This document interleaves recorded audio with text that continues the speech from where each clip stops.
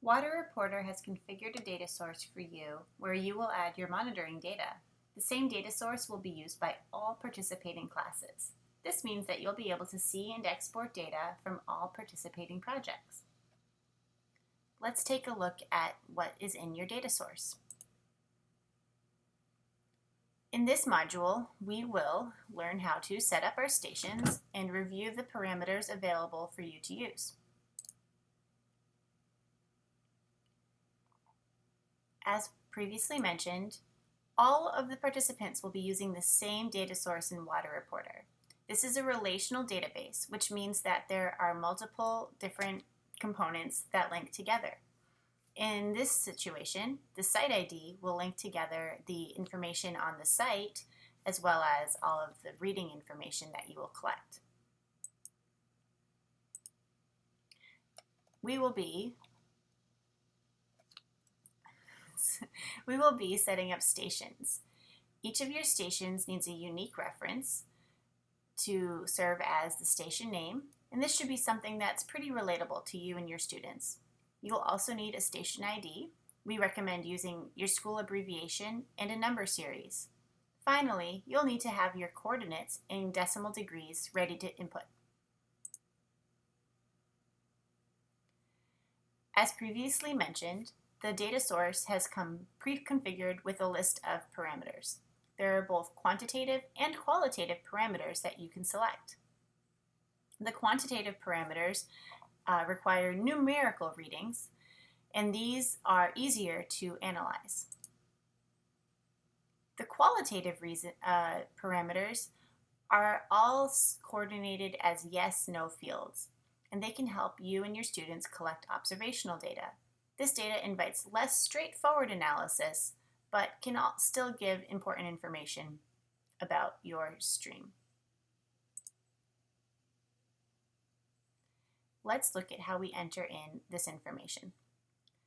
You're going to log into your Water Reporter account and click on Manage Account for the Cuyahoga Soil and Water Conservation District.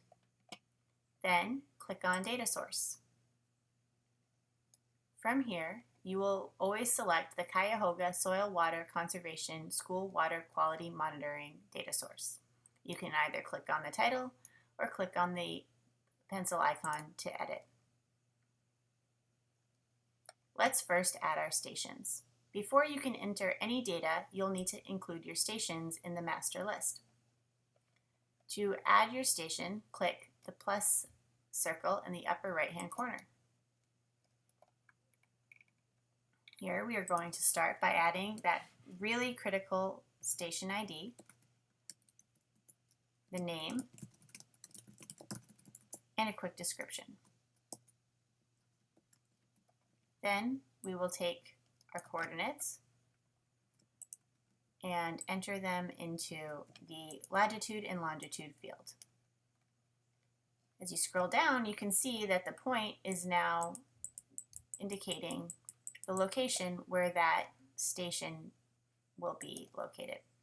If it's inaccurate, you can move your point, or you can do this if you don't know what your coordinates are, to wherever you want on the map. And as you can see up above, the coordinates change. Click Save to create your station, and now it's in your list. You will want to repeat this process for all of the stations that will be included in your monitoring program. Now let's look at parameters. The parameters list is available on the left-hand panel, and a pre-configured list of parameters has been included for your use. Please do not delete, edit, or add parameters without speaking with a project lead. You can see more information on a parameter by clicking into the name. Let's look at pH. You have the column name and the display name, and a description has been added.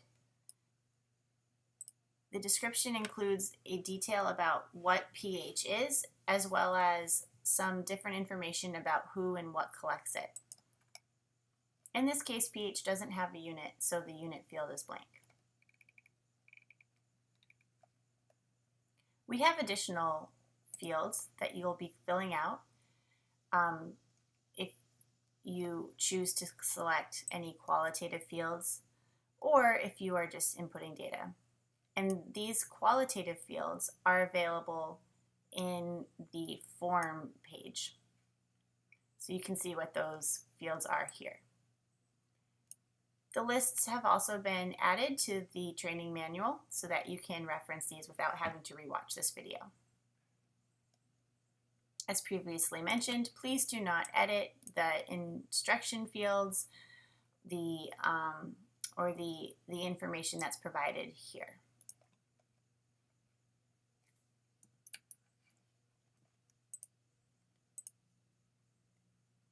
This completes the training for Module 3. In our next module, we will learn how to actually add data to your Water Reporter account.